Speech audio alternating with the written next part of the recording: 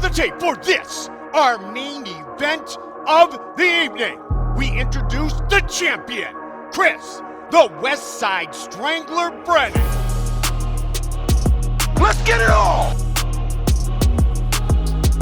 What's up, guys? We're here to cover UFC 289? 279. 279, sorry. 279 in Vegas. This coming up weekend, Nate Diaz versus Chimaev. We're going to go over the last three fights on the card and then answer some questions.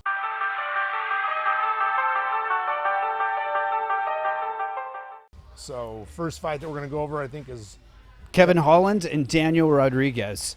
It's a catch weight, so I'm looking at their weights here, and what they're listed at here is 170 for Kevin Holland and 189 for Daniel Rodriguez. I haven't heard what that fight is actually going to be at. Holland fights at 70 now, so I'm not sure. Maybe that guy's coming down.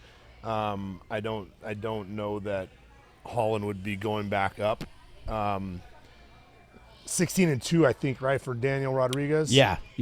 And 6-1 in the UFC. 6-1 in the UFC. That's right. And he's winning. A lot of his 44% are coming by way of KO or TKO. He does win a third of his decisions that go that far. So he seems to be a little bit of a brawler. He's got a couple submissions, 22% come by way of submission. Both their takedown defenses are pretty good. Yeah. Daniel Rodriguez is up at 55%. Kevin Holland is at 43%, so not quite as good. I'm sorry, no, their takedown defense is 50 for Holland and 76 for Rodriguez.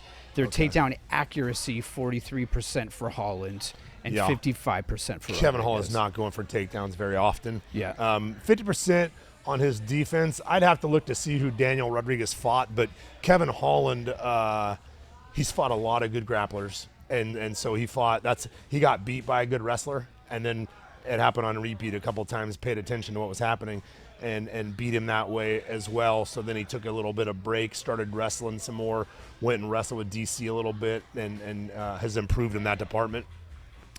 But I'd imagine that Kevin Holland, just because we know his name a lot more, has fought the more prestigious fighters, which would mean probably the better wrestlers. And that's where, a couple of his losses came from in the UFC in the last couple of years. Yeah, I'm looking at Holland's resume. He's got a no contest for Kyle Daukaus. But his two losses recently are two guys that we actually just talked a lot about in the last podcast, Marvin Vettori and Derek Brunson. At 85, and that's one of the reasons he came back. Right. He came down to 70, was that size and wrestling. And he's done well. What's he doing right now? 7-3-1. I'm sorry, 7-2-1 on his last 10. So and his two are tough. Is that tough a no plays. contest? No contest. Yeah. So that fight was bad. He was actually winning that fight and got headbutted really hard on a slip, and it literally knocked him out cold on his stomach. And the guy jumped on him and started fighting, and Kevin got up scrapping, and the guy jumped on Kevin's back and choked him unconscious. But the fight should have been stopped right then. They went back and rewatched it, and it was, he had got knocked out pretty bad from the headbutt. Yeah. And so that ended up being a no contest. Odds on this one are pretty close. Minus 195 for Kevin Holland. Man, I keep tripping on his name. So it's minus 195 for Kevin Holland, plus 165 for Rodriguez. So pretty close. Yeah, that's not bad. That's even money almost. I'm going to go with Holland. Okay. He's a Texan. I like it. Yeah. Do you know where in Texas he fights out of? He trains at Travis Luter's gym in Fort Worth. I know he travels a little bit now for camps, for kind of the same reason we do. Yep. But yeah, he's a black belt under Travis Luter, but he's mainly a striker in his fights. He's real long, real long. As a black belt, does it pain you to see him throw instead of trying to use what he's good at? Or? So what he's good at is striking. Okay. He is a jiu-jitsu black belt, and Travis Luter's a reputable guy. Sure. But there are a lot of black belts in the sport of MMA now, in jiu-jitsu, that they're not, it comes with their, like, you win a belt or you win a bunch of fights in the UFC and you get a black belt in jiu-jitsu, and it's not the same. I guarantee you, when those guys are rolling in the room with real good jiu-jitsu black belts, they're getting rolled up. And so there's a lot of big name guys that are black belts now that really, aren't black belts. I'm sure Kevin's good on the ground. He doesn't show a lot of it. Even when he's been put on his back by wrestlers, he's not showing a lot off his back.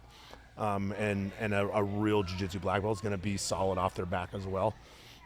He's long, he's knocked out Jacare from the bottom. But for the most part, he's a striker. Those make for fun fights. You anticipate this being a fun fight to watch then? Yeah, I would imagine. Kind of a stand-up banging fight? Yeah, he's 6'3", and his opponent's 6'1". I think that's right. I don't see Kevin shooting on him. Maybe clinch and put him on the fence a little bit, but for the most part, they're going to bang. Cool. It'll be a good fight. And you got Kevin Holland on this one. Yeah.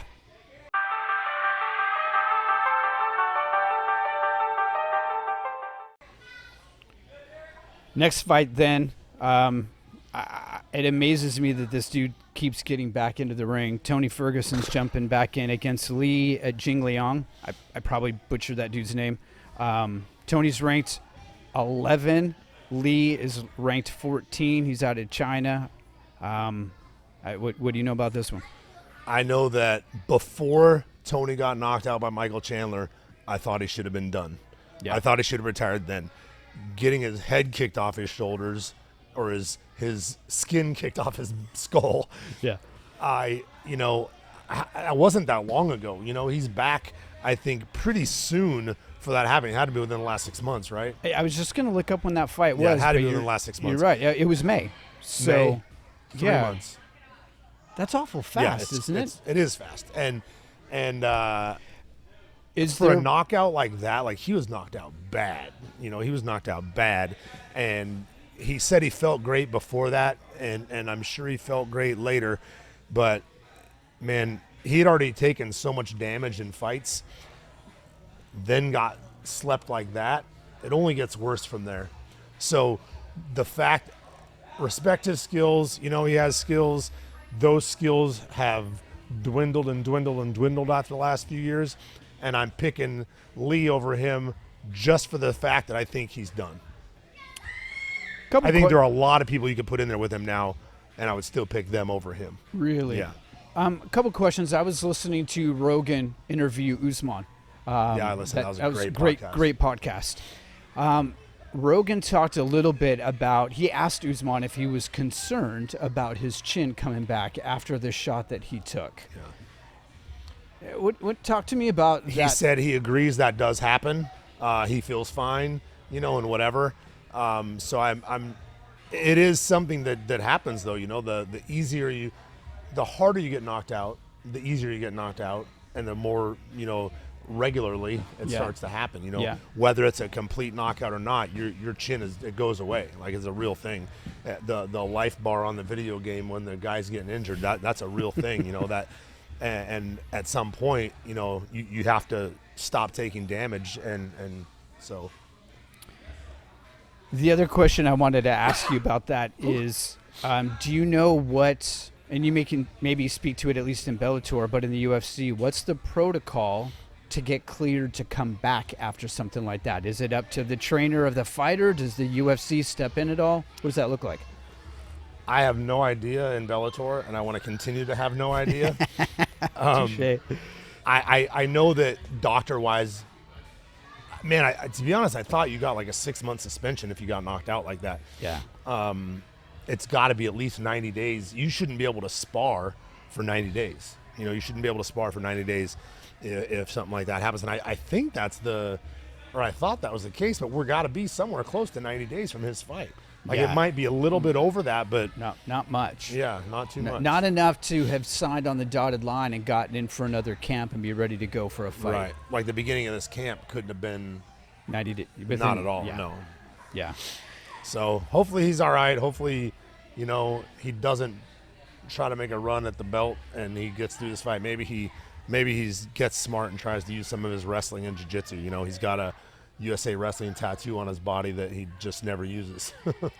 You said Li? You're talking about Li? No, I'm talking about Tony Ferguson. Gotcha. Yeah. Okay, yeah. And hopefully he uses his wrestling so it doesn't take that much damage. Yeah. But I'm going with Li over Ferguson on this. He's 25-7. Guy's 38 years old. Speaking of Ferguson, Li's 34 years old.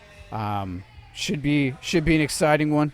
I'm on the fence on who I'd like to see win on this one. There's a part of me that wants Tony to say enough is enough. The reason I want him not to be, whatever. I want him to lose because then I hope he decides to not fight again. If he wins, he then thinks I'm going to do it again. And I'm going to do it again, and starts chasing the glory. Yep. And I don't want, he's already a little bit crazy, and I don't want him to end up with CTE worse than he's going to have it as it is. Yeah.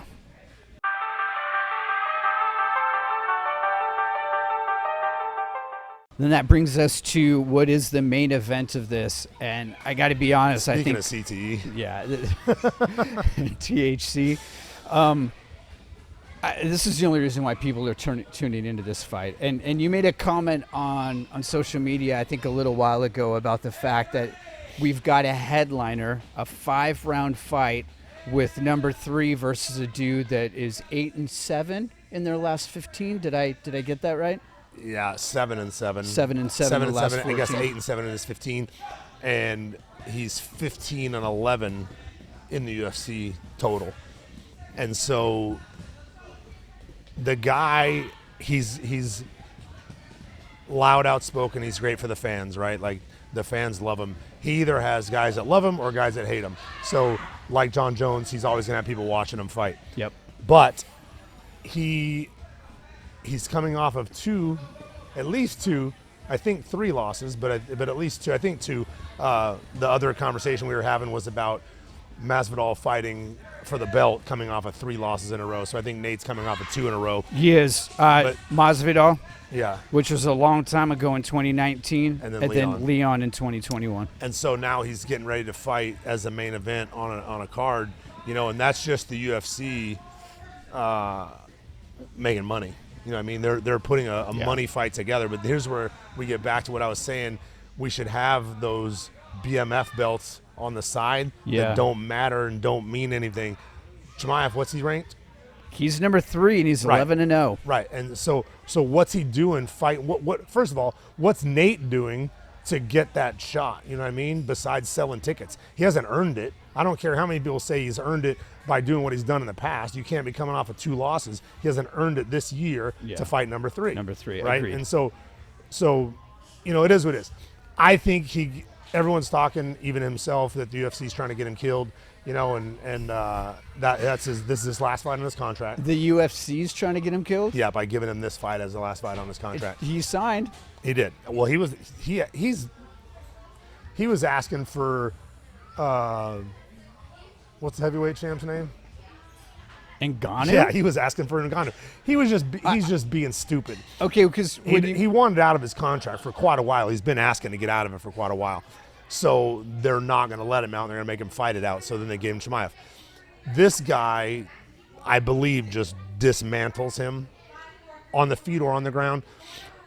The problem with it is Nate always has a chance. He in round 4 and 5, he always has a chance, And Chimaev did get tired in his fight with Gilbert Burns. And that was... He still won. Was that 3 rounds? Gosh, I can't remember. I think it was actually 3 rounds. It might have been the main event, that fight. I'm not sure. Regardless, Nate and Nick have a way of tiring people out. Pepper. Yeah. They just keep touching you with pepper shots until, one clean one lands, and then they pick it up and they smell the blood. I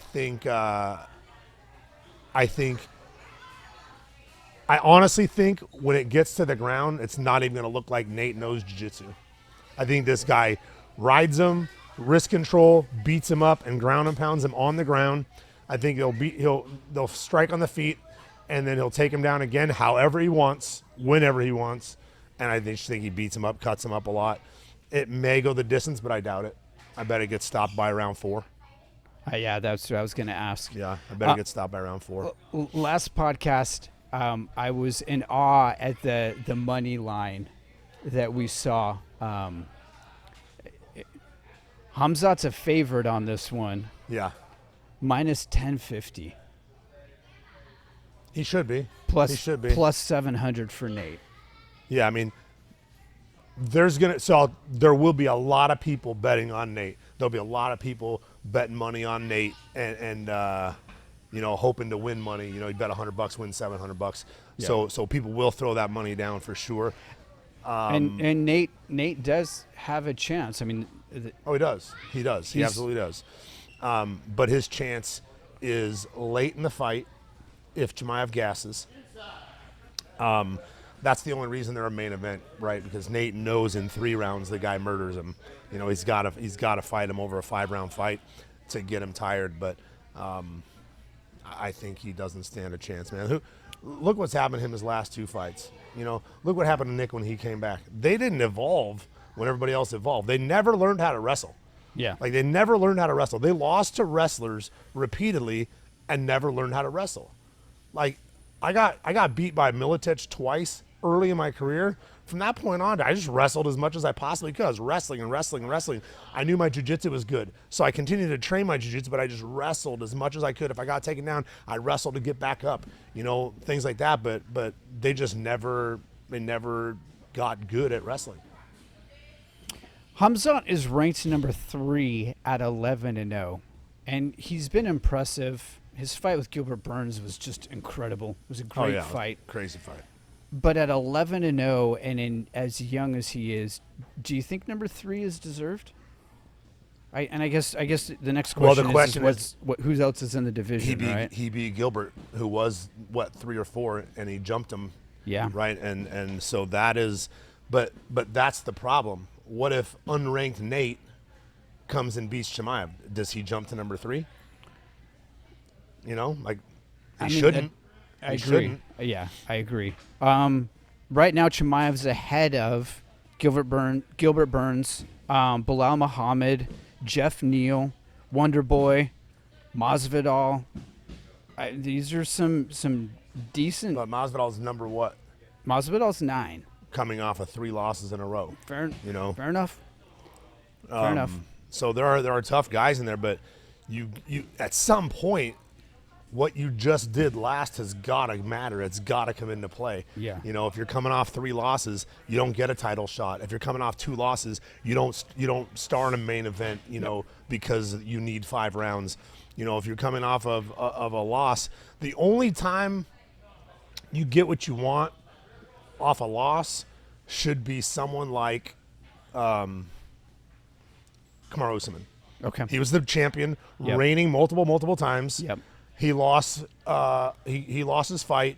He should get a chance at the rematch, right? And he had beaten him previously, so it would be a rubber match. And even now, and I know these rankings are all totally subjective, but even now, Usman is still ranked above Leon for pound fighters. Yeah. What's because if they rematch, Usman's still going to be the favorite. For sure. He's still going to be the favorite. Yep. It happened with a minute left in a fight that he was dominating. Yep. He lost the first round, dominated the next 3 rounds. Three rounds in 4 minutes, and then of the 5th round, and then got knocked out.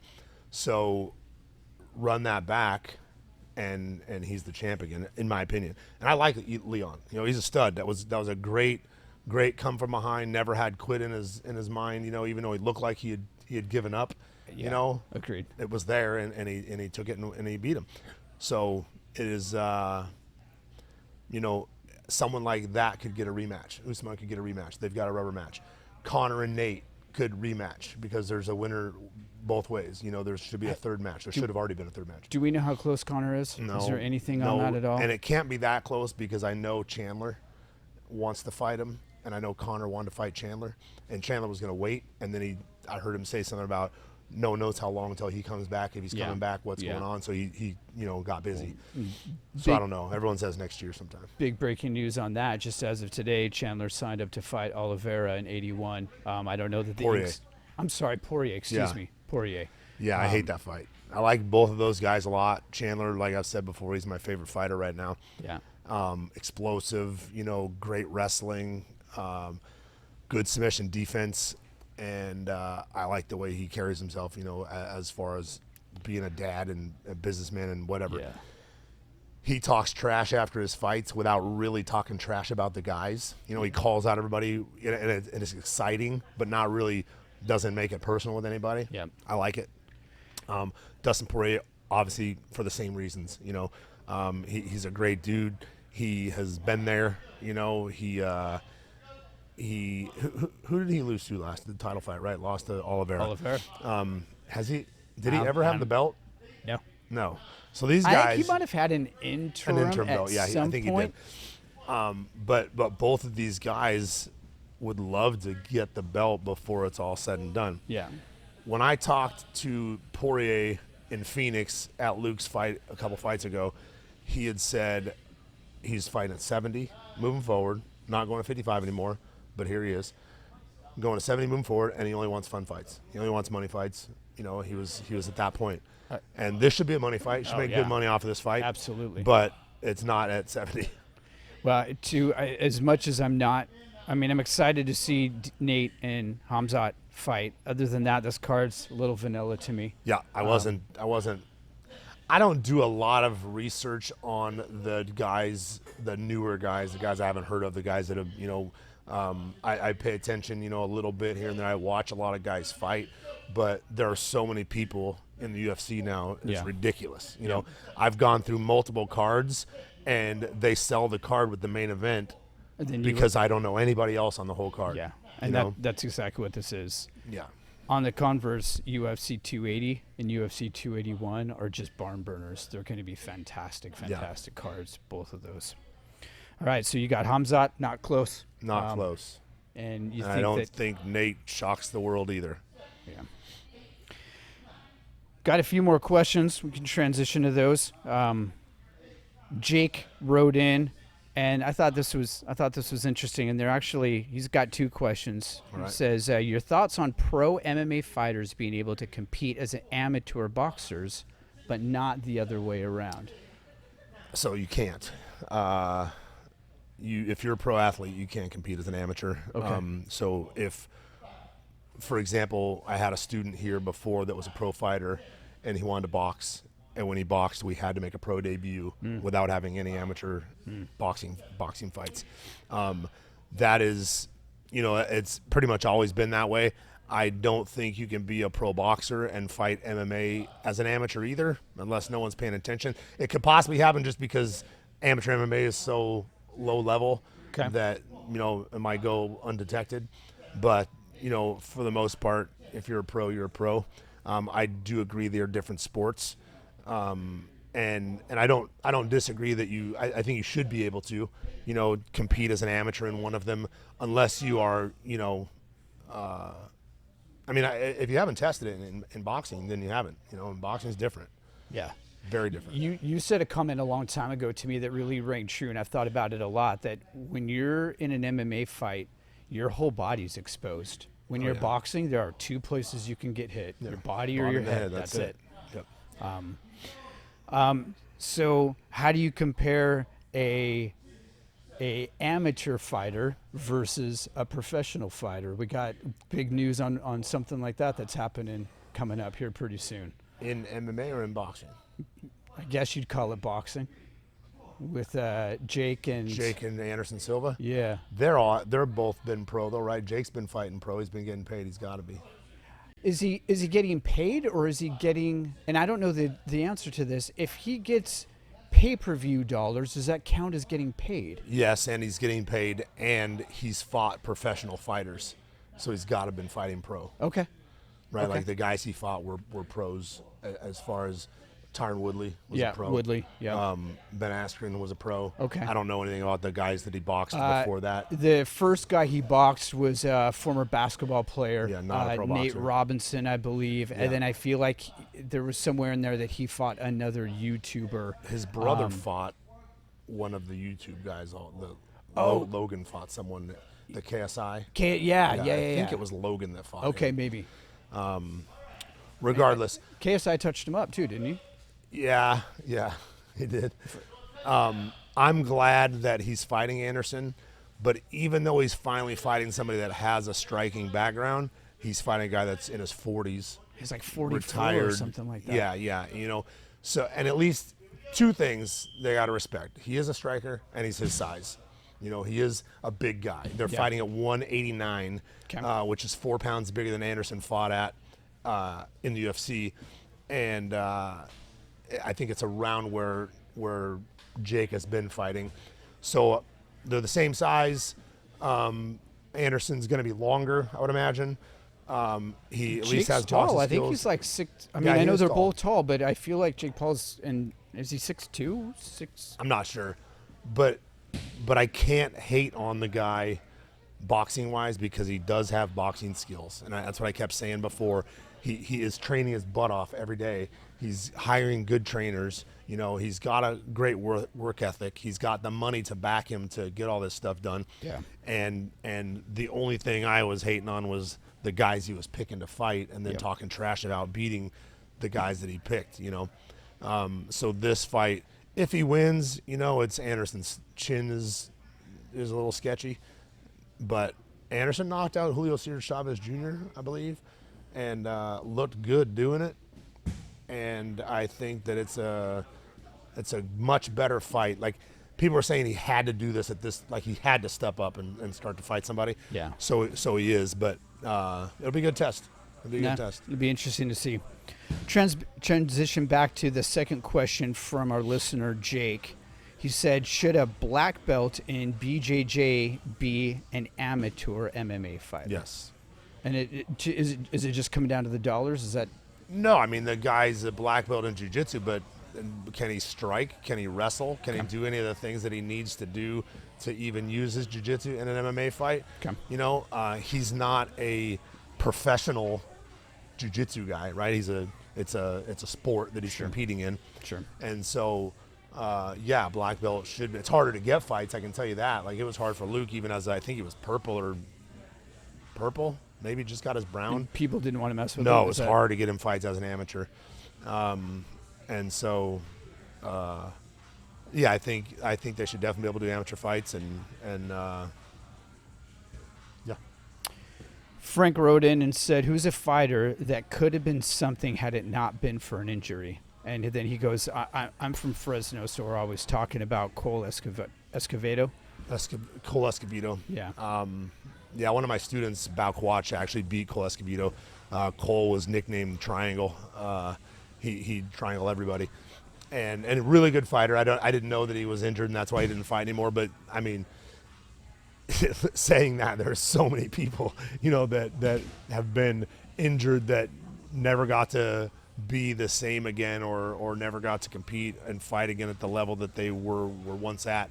I would rather go off of who could have been something had they had a really good work ethic and weren't lazy. PJ Penn, you know, PJ Penn's got fans because of what he could do. Yeah. You know, but he didn't do near what he could have done had he been dedicated and a hard worker.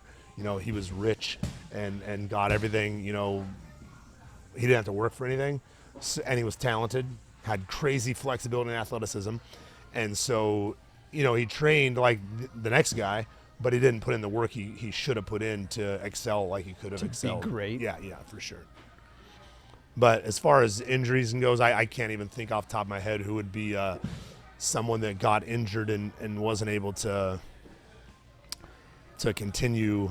You know, Cain Velasquez, I guess, to be honest with you. Cain Velasquez was injured a ton. He's probably the number one guy that I would say talking about this, because he had multiple injuries and never, you know, he was retired way before he should have been retired just because his body didn't hold up. Totally different story. This wasn't because of injury, but he was super raw, but I think he was super talented when you look at what Kimbo Slice did in a short time. Same thing, super athletic. Super athletic. And the guy obviously was a monster. Heavy hands. But no ground game, right? I mean, dude, and had he trained, do you think, had he given more time, do you think he had a chance, or do you think he was what he was?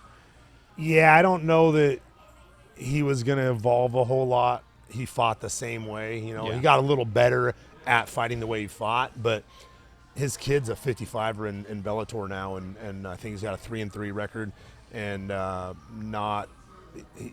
he's still not good on the ground either. I think he trains actually with AJ McKee and those guys, So I would expect him to be a lot better, but one of the guys that trains here beat him in Bellator last year. Really? Yeah. And so it just work ethic, man. You know, you got to work ethic and fight IQ. Fight IQ is so important. And that's hard to teach. Those are two things that are kind of intangibles that I think you either, at a certain age, especially as an adult when you're fighting, you either kind of have that in you or you don't. Agreed. I mean, that's hard to teach. Yeah. We'll finish up with one more question. Dustin wrote in and said, have you ever rolled with David Terrell back in the day? I did not. I actually sponsored Dave Terrell when I owned Nogi Clothing Company. Another, going back to the Diaz brothers, another Diaz story. One of my students, Tracy Hess, fought Jake Shields. And Jake was a much bigger guy. Tracy fought at 55. Jake fought at 70. And Jake won a decision, but he like headbutted him a couple times. He had done like some things that were illegal through the fight. And Jake and them hadn't gone to Cesar Gracie's yet. They were still training with Chuck Liddell. And when the fight got over, I'd talked trash a little bit through the fence when he was headbutting him because the ref didn't stop anything. And so when the fight's over, he stands up and looks out the cage at me and starts flipping me off, doing the Nick and Nate thing. Yeah. But it's Jake Shields. And I was a hothead back then. He went to the gate, so I went that way to meet him at the gate. Well, Chuck met me in the middle and stands up. He goes, sorry. He goes, can't happen. I was like, man, he's the one that was whatever to me. And Chuck was cool with me, but those were his babies back then. And I was like, all right. So we had like some sort of trash with them for a while. And then I was cool with it, One day I was talking, we were in Vegas at Grappler's Quest, a jiu-jitsu tournament, and Dave Terrell was there. And I walked in to and this is really goes to show everybody where Nick and Nate stood with Dave Terrell. We're in the hallway by the bathroom, and I saw Dave, and I was like, hey, what's up, dude? Shook his hand. He goes, thanks for everything, sponsorship-wise and whatever. He goes, Nick, say hi to Chris Brennan. He goes, and he pulls his hand away. He goes, I'm not saying hi. He goes, shake his fucking hand. And stuck his hand out and shook my hand. I was like, whoa. We know who the leader of that gym is. And he was a stud. Really, really good jiu-jitsu. Good wrestling. Big, jacked guy. He reminded me a lot of Dean Lister before Dean Lister got, like, gigantic on all the vitamins, the Overeem diet. But Dean Lister used to be, like, under 200, 190, 195, good size, and that's what Dave Terrell was like, and he was as good as Dean. His jiu-jitsu was super solid, and so he was. I never got to roll with any of those guys just because they were Northern California, we were Southern California, and we there was tension for quite a while. Like one of my guys, Adam, fought Nick. My brother competed in a jiu-jitsu tournament against Nate, and my brother was injured, didn't train, out of shape, comes in and ends up running into Nate in the tournament. He's up 10-0 with a minute left and loses 12-10. Nate came back, and that's them again. Their jiu-jitsu, in my opinion, it's good, but it's not what everyone makes it out to be. Their conditioning is. And my brother died, and Nate ran up 12 points, to 0 on him. He had 10 points already, just kind of schooling him out of position, and then he ran up the points on him and beat him 12-10. That's ridiculous. Yeah, wow. But no, Dave, never rolled with Dave Terrell. He's a savage. It's great stuff. We'll be back next week. Yes, sir. We'll do the recap. We'll talk about Nate getting the microphone after he loses Chimaev and see how that goes. Thanks, guys.